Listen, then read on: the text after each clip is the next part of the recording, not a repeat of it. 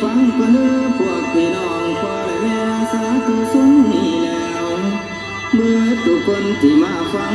ทำคดีแม่หรือน้องหันมาฟังหวยลำน้อ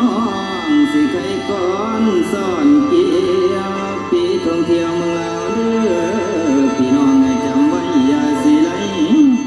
เสือนเจ้าไปเที่ยวทอนเขตทินดินเล่านี่แล้ว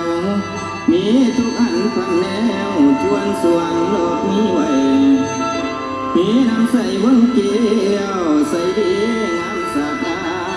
ดเที่ยวปูผาป่าไม่เขียวสะอุ้มดอกสู่เชิง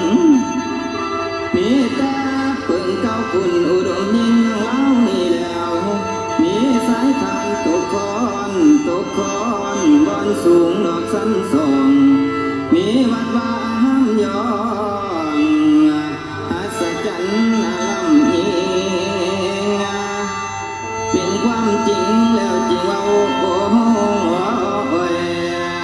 เสือนซุ่มเจ้าโอ้โห